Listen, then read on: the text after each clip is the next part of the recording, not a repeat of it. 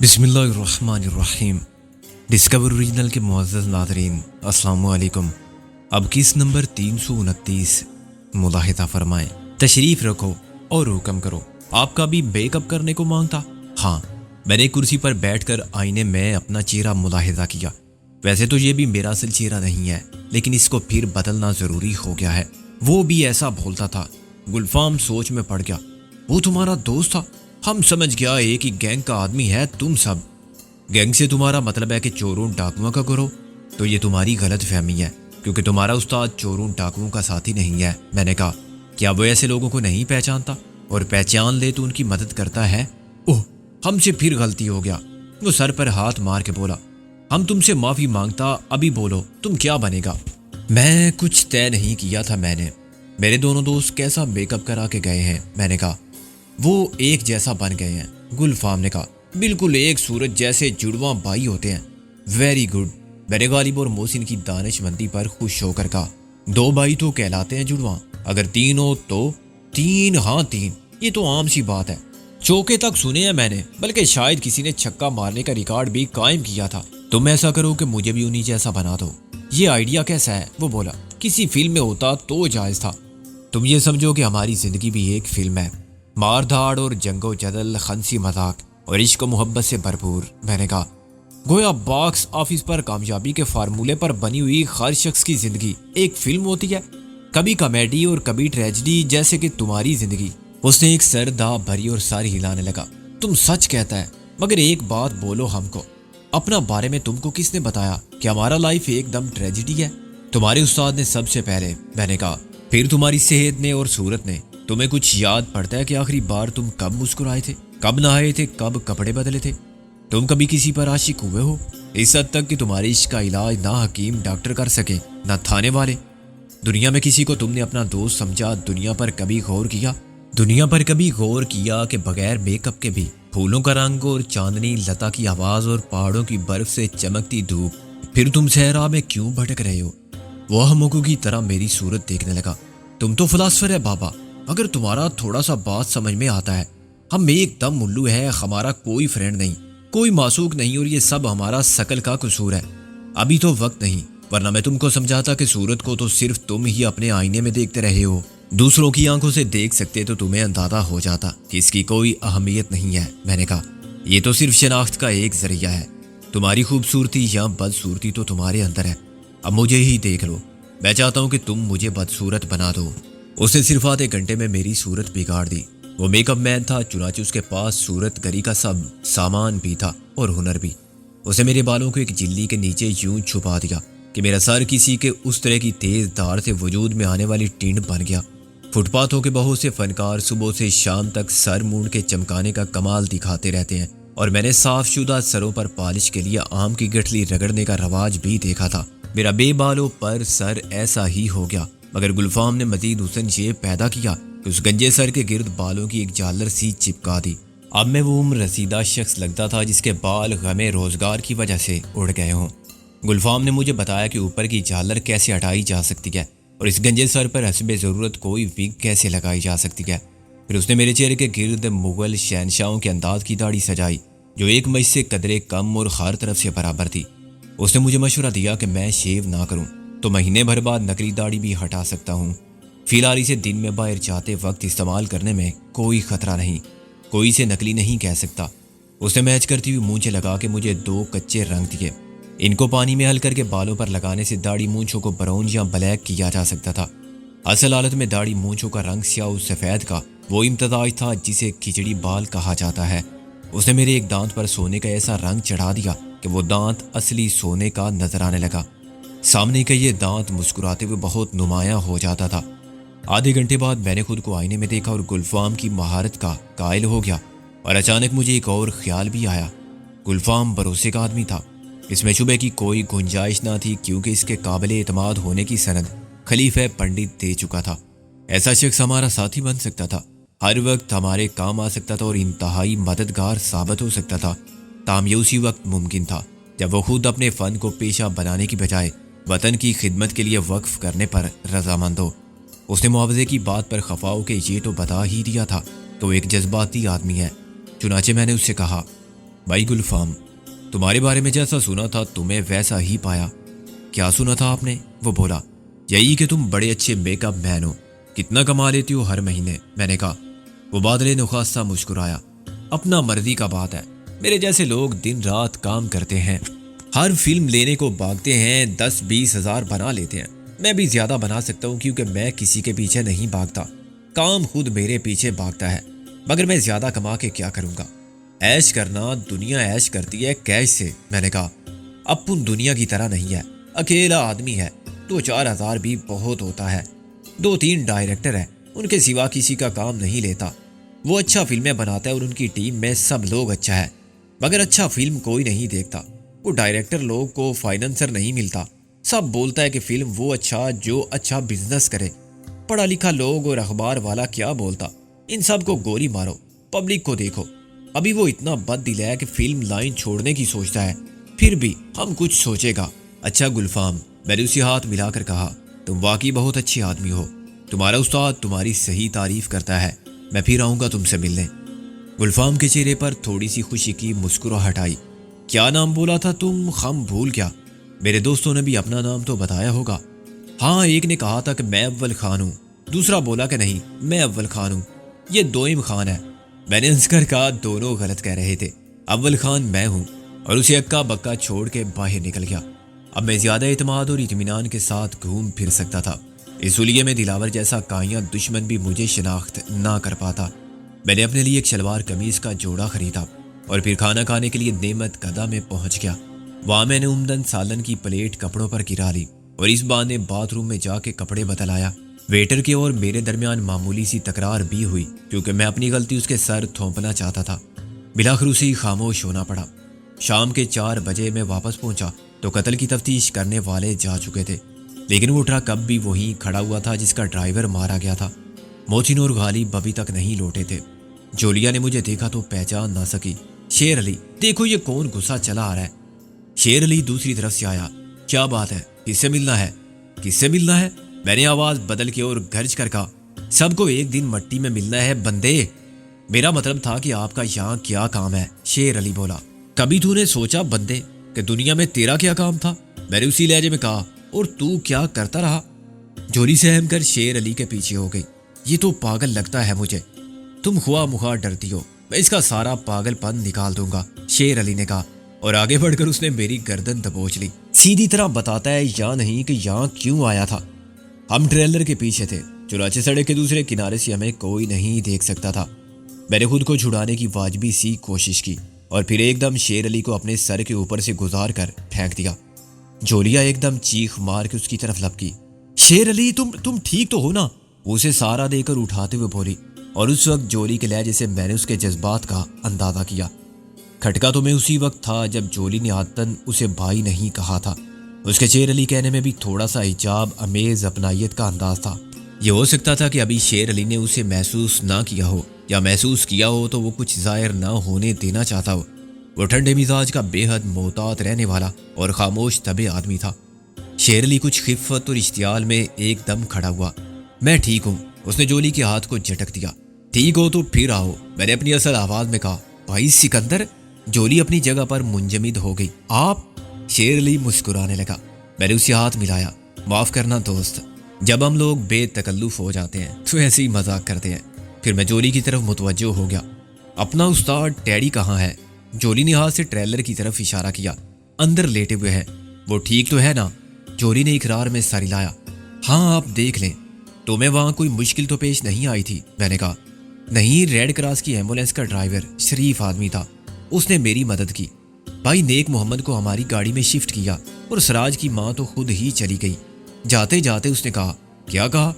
کہنے لگی کہ خدا تم سب کو عقل دے، میرے ساتھ تم نے جو کچھ کیا اس پر میں تم کو معاف کرتی ہوں۔ پھر اس نے میرے سر پر ہاتھ پھیرا اور کہا کہ لڑکی، تو نے بہت خدمت کی میری، اللہ تجھے اپنی امان میں رکھے۔ ریڈ کراس کی ایمبولینس کا ڈرائیور دور جا کھڑا ہوا تھا اور کچھ حیران تھا کہ یہ معاملہ کیا ہے، لیکن اس نے کوئی سوال نہیں کیا۔ اس کے جاتے ہی میں بھی نکل گئی۔ تقریباً 5 منٹ کے بعد، بہت عرصے کے بعد ڈرائیونگ کی تھی میں نے۔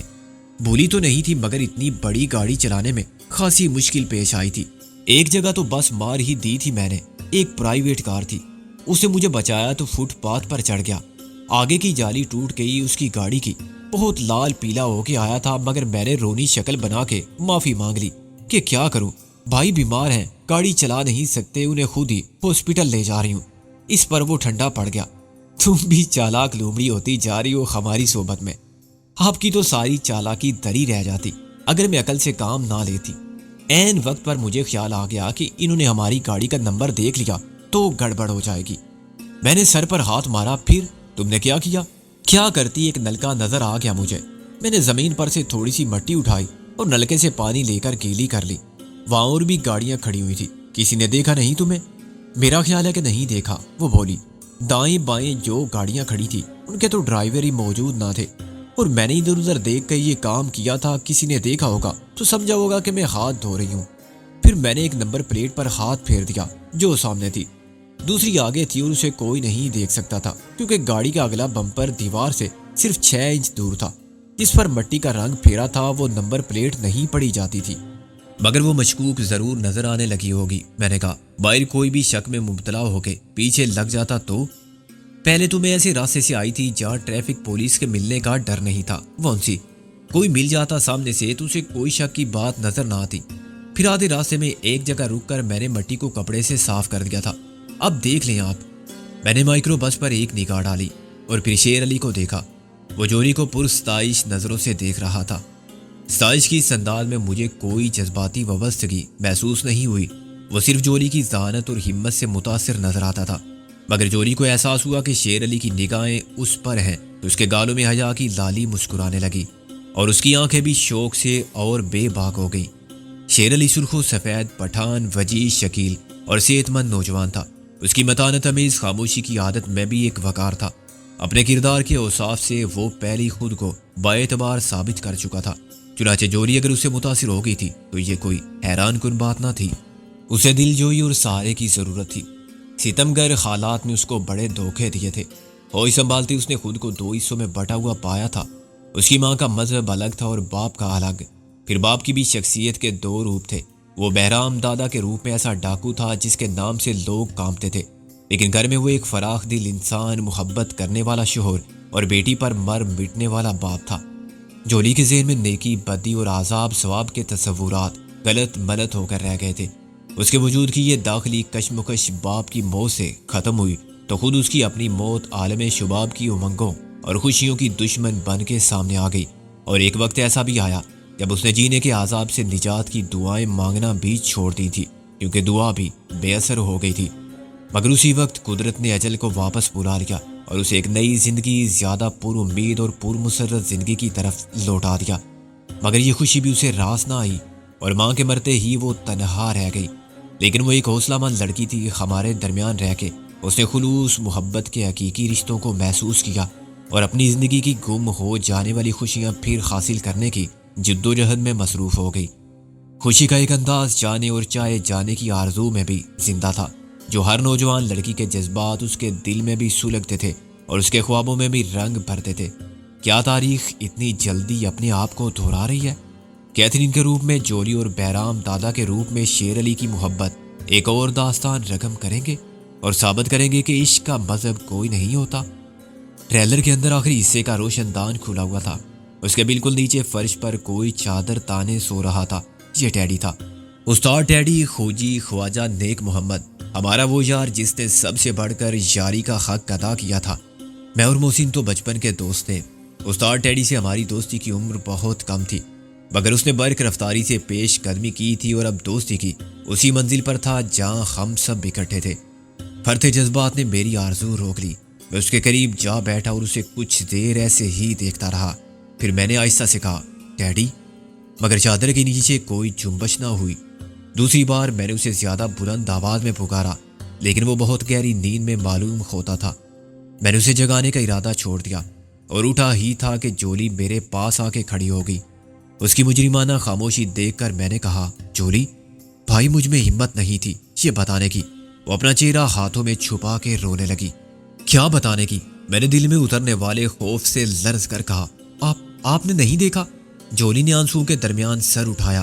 میں نے آہستہ سے نفی میں سر ہلایا اور پھر بیٹھ گیا۔ میرے ایک ہاتھ نے جھٹکے سے چادر ہٹا دی نیچے ٹیڈی آنکھیں کھولے لیٹا ہوا تھا۔ مجھے دیکھ کر وہ زبردستی مسکرایا۔ ٹیڈی کے گال پچک گئے تھے اور آنکھیں گہرے گڑوں میں دھنس گئی تھی۔ وڑیوں کا ڈھانچہ رہ گیا تھا اور صاف نظر آتا تھا کہ اس کی یہ حالت جسمانی تشدد کا نتیجہ ہے۔ وہ دونوں ہاتھوں کے سہارے پر اٹھا اور میرے گلے میں جھول گیا۔ اس کے گرم گرم آنسو میری گردن پر گرے۔ ٹیڈی میری جان، اب رونے کی ضرورت نہیں ہے، ہم سب پھر ساتھ ہیں، میں نے کہا اور اس کے کندھے کو تھپکتا رہا۔ مجھے معلوم ہے تم نے بہت سختی جھیلی ہے، لیکن خدا کا ہزار شکر ہے کہ ہم تمہیں ان سفاک دشمنوں سے چھین لانے میں کامیاب ہو گئے ہیں۔ ایک نہ ایک دن ہم ان کے ہر ظلم کا حساب بے باک کر دیں گے۔ ابھی ان کا وقت ہے، لیکن وقت ہمیشہ ان کا نہیں رہے گا۔ اچانک میں نے محسوس کیا کہ میں اکیلا ہی بول رہا ہوں۔ ٹیڈی تو خاموشی سے آنسو بہانے اور کانپنے کے سوا کچھ نہیں کر رہا ہے۔ میں نے اسے ایک جھٹکے سے ہلا کیا۔ ٹیڈی تم بولتے کیوں نہیں؟ میں نے کہا۔ جب میں نے تم کو آواز دی تھی تب بھی تم نے جواب نہیں دیا تھا، حالانکہ تم جاگ رہے تھے۔ کیا تم نے میری آواز نہیں سنی تھی؟ ٹیڈی کیا بات ہے، جواب دو مجھے ٹیڈی۔ میں نے اسے زور زور سے جھنجھوڑنا شروع کر دیا۔ ٹیڈی زور زور سے نفی میں سر ہلانے لگا۔ میں نے دہشت زدہ ہو کے جولی کی طرف دیکھا۔ کیا یہ بول نہیں سکتا؟ بھائی یہ سن بھی نہیں سکتے، جولی نے زاروں کی طرح روتے ہوئے کہا۔ مگر کیوں؟ کیا ہوا ہے تمہیں ٹیڈی؟ میں نے چلا کر کہا۔ زبان تو ہے نا تمہارے منہ میں، پھر تم کیوں نہیں بول سکتے؟ بولو بولو ٹیڈی۔ بھائی خود پر قابو رکھیں، جولی نے کہا۔ ان کی یہ حالت دشمنوں نے کی ہے۔ محسن اور غالب کسی ڈاکٹر کے پاس گئے ہیں۔ کوئی ڈاکٹر ہیں جو غالب کے والد کے دوست تھے، ان کے پاس رابعہ باجی بھی رہی تھی۔ بھائی نیک محمد کو بھی وہیں چھوڑنا چاہتے ہیں۔ اس حالت میں انہیں ساتھ نہیں لے جایا جا سکتا، ممکن ہے یہ معذوری عارضی ہو اور علاج سے یہ ٹھیک ہو جائیں۔ جولی بول رہی تھی اور میں ٹیڈی کو دیکھ رہا تھا۔ میں نے اسے پھر سیدھا لٹا دیا اور اب ہم دونوں اپنے اپنے دل کا درد آنسوؤں کی زبان میں بیان کر رہے تھے۔ میرے دل میں رنج و غم کا ایک آتش فشاں ابل رہا تھا، مگر اس کی تپش میرا ہی خون جلا رہی تھی۔ میں ٹیڈی کا بدلہ کسی سے نہیں لے سکتا تھا۔ میں انہیں جانتا تھا اور چاہتا تھا کہ میرے ہاتھ ان کی گردن تک پہنچ جائیں تو میں ایک ایک گوشت پوست کے ریشے بکھیر دوں اور ان کو خاک میں ملا کے نیست و نابود کر دوں، مگر بے بسی کا احساس مجھے پاگل کر رہا تھا۔ میں اسے بہت کچھ پوچھنا چاہتا تھا کہ یہ سب کیسے ہوا، اسے اغوا کر کے لے جانے والے کون تھے اور اس کے ساتھ رابعہ اور کیتھرین کو کہاں لے گئے تھے۔ رابعہ کا کچھ پتہ نہیں چلتا تھا کہ قید میں ہے یا آزاد ہے۔ کیتھرین مر چکی تھی اور ٹیڈی لوٹ کر آیا تھا تو اپنی مظلومیت کی لہو رلانے والی تصویر بنا پڑا تھا۔ آہستہ آہستہ میں نے بھی صبر کا دامن امید سے باندھا اور میرے صدمے کی شدت میں دیوانگی نہ رہی۔ ٹیڈی سن نہیں سکتا تھا، مگر میں نے اسے ہر طرح سے یقین دلایا کہ وہ ٹھیک ہو جائے گا، حالانکہ میرا اپنا یقین ایک آرزو کے سوا کچھ نہ تھا۔ جولی وہ اسے اپنے ساتھ گاڑی میں کیوں نہیں لے گئے؟ میں نے کہا۔ وہ معلوم کرنے گئے ہیں، جولی نے کہا، کہ بھائی نیک محمد کو کہاں چھوڑا جا سکتا ہے۔ اگر وہ ڈاکٹر صاحب نہ ملے یا انہوں نے پس و پیش کیا تو پھر شاید وہ انکل رضوی سے بات کریں گے۔ انکل رضوی سے؟ میں نے چونک کر کہا۔ ہاں شیلا باجی بھی وہی ہے نا، لیکن شیلا کی بات اور ہے، میں نے کہا۔ ٹیڈی تو ان کی نظر میں ایک مجرم ہوگا۔ بھائی وہ اب SSP نہیں رہے، مگر ان کی سوچ تو نہیں بدلی ہوگی۔ اس کے علاوہ ایک شیلا ہی کیا کم بوجھ تھی ان پر کہ ایک معذور اپاج کی ذمہ داری بھی ان پر ڈال دی جائے؟ یہ بات نہیں سکندر بھائی، ان کا خیال تھا کہ یہ شیلا باجی کے ساتھ خوش رہیں گے اور کہیں نہیں۔ وہ ان کا خیال رکھیں گی اور اگر خدا نے چاہا تو یہ ٹھیک ہو جانے کے بعد شیلا باجی کی دیکھ بھال کریں گے اور ان کے بچے کے ساتھ ان کا دل لگ جائے گا۔ اگر ان کے ذہن پر نفسیاتی صدمہ ہوگا تو اس کا اثر زائل کرنے کے لیے سب سے زیادہ ماحول وہیں مل سکتا ہے۔ انہوں نے بہت سوچ بچار کے بعد یہ طے کیا تھا کہ دونوں میں سے ایک جگہ ٹھیک رہے گی، بشرطے کہ انکل رضوی نے ایک مجرم کو قبول کرنے سے انکار نہ کیا۔ میں نے کہا، کچھ بھی نہ ہوا تو میں یہاں رک جاؤں گی، جولی نے کہا، جب تک بھائی نیک محمد ٹھیک نہیں ہو جاتے۔ یہ کسی ہاسپٹل میں داخل رہیں گے اور میں نہیں، پھر ہم سب ساتھ رہیں گے۔ میں نے کہا، ٹیڈی کا علاج ہمارے ساتھ رہ کے بھی ہو سکتا ہے۔ انکل رضوی مان جائیں گے بھائی، وہ بولی۔ میں نے ان کی باتیں سنی تھی۔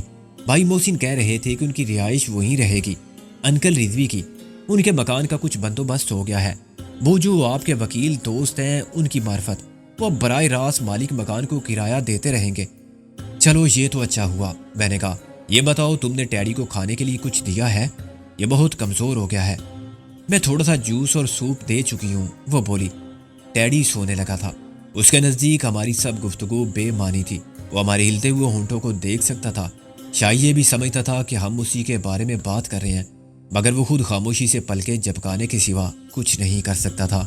یہ بھی غنیمت تھا کہ ٹیڈی پاگل نہیں ہوا تھا، اندھا نہیں ہوا تھا اور یادداشت سے محروم نہیں ہوا تھا۔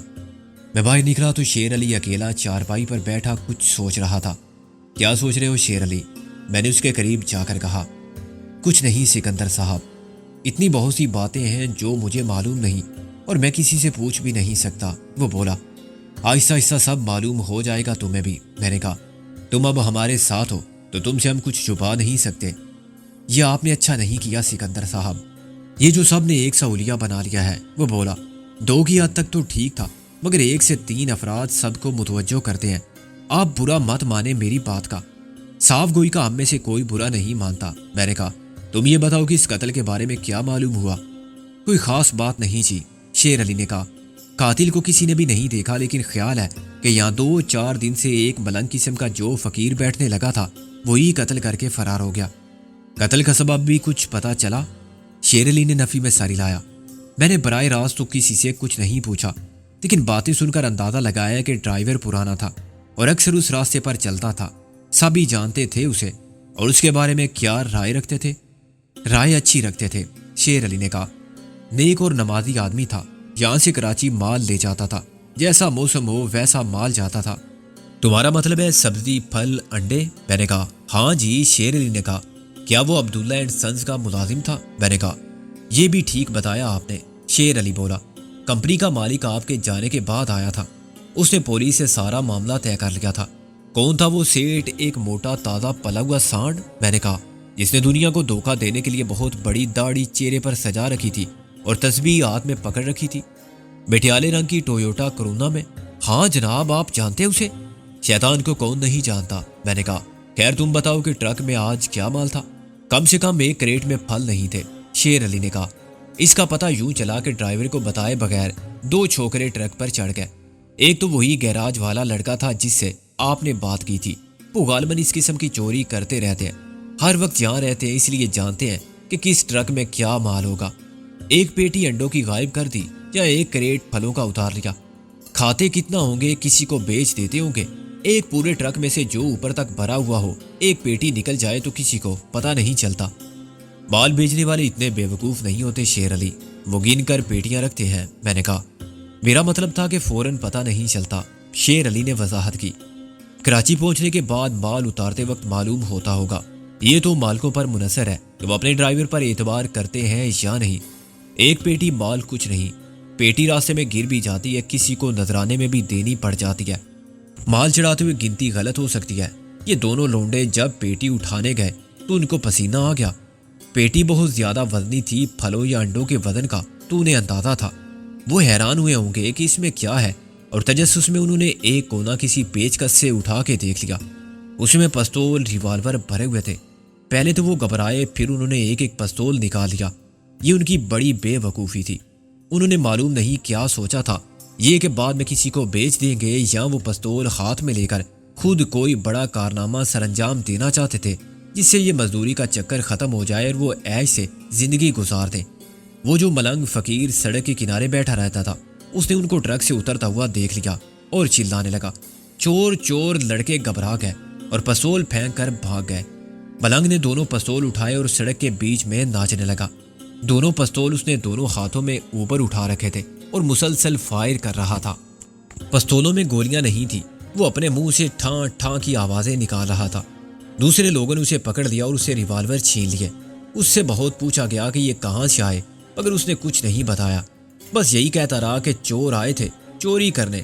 ڈاکوؤں کے گھر میں اس کا مطلب کسی نے نہیں سمجھا۔ چونکہ بالکل نئے اور غیر ملکی ساخت کے ریوالور تھے، اس لیے ملنگ کو تو پاگل جان کے چھوڑ دیا گیا، اور ریوالور چھیننے والوں نے خار ڈرائیور سے پوچھا۔ بادشاہ گل نے بھی لا علمی کا اظہار کیا۔ ان لڑکوں نے کچھ نہیں بتایا؟ میں نے کہا، وہ پہلے تو بھاگ گئے تھے، پھر انہوں نے اپنے استاد کو بتا دینا مناسب سمجھا، اور اس استاد نے ان کو مارا اور کہا کہ خبردار جو منہ سے ایک لفظ بھی نکالا تو اندر ہو جاؤ گے سالو۔ اس نے گل بادشاہ کو الگ بلا کے اس سے بات کی۔ گل بادشاہ نے کہا کہ تم بکتے ہو۔ گیراج کے مالک نے کہا کہ پہلے دیکھ لو تمہاری کوئی پیٹی کھلی ہوئی تو نہیں ہے، ہو سکتا ہے کہ خود تمہیں بھی علم نہ ہو، کسی نے اپنا مال بیچ میں ڈال دیا ہو۔ اس پر گل بادشاہ اوپر چڑھا اور اس نے درمیان کی ایک پیٹی کو تھوڑا سا کھلا ہوا پایا۔ وہ بہت پریشان ہوا، اور اس نے نیچے آ کر گیراج والے سے مشورہ کیا۔ اس نے کہا کہ پولیس کو اطلاع دے دو ورنہ تم پھنس جاؤ گے کہیں۔ اور وہ 2 ریوالور کہاں گئے؟ میں نے کہا سنا ہے وہ ہاتھوں میں غائب ہو گئے۔ کیا مطلب؟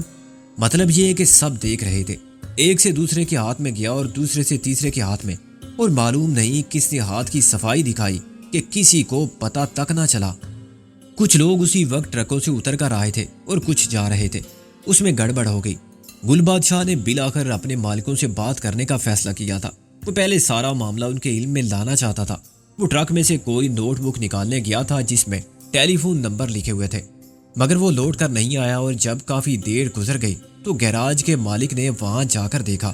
اندازاً کتنی دیر کے بعد؟ یہ مجھے معلوم نہیں جناب، شیر علی نے کہا۔ میں نے کہا کیا یہ گیراج والے کا بیان ہے؟ ہاں جی، اس نے سب کچھ پولیس کو سچ سچ بتا دیا۔ پولیس تو اسے اپنے ساتھ لے جاتی، مگر جب سیٹھ آیا تو اس نے کہا کہ بابا سچ بولنے والے کو پکڑتے ہو، چور کو پکڑو۔ میں نے کہا کون چور؟ وہ دونوں لڑکے؟ شیر علی نے کہا ان کا تو نام پتہ لکھوا دیا تھا استاد نے۔ سیٹھ کو ان غائب ہو جانے والے پستولوں کی فکر تھی، مگر وہ کس کس کو پکڑتے؟ وہاں تو رات بھر ٹرک آتے جاتے رہے تھے دونوں طرف سے۔ وہ لڑکے تو مارے گئے۔ میں نے افسوس سے سر ہلایا۔ مگر تم کہتے ہو کہ قتل کا شک اس ملنگ پر کیا گیا، آخر کیوں؟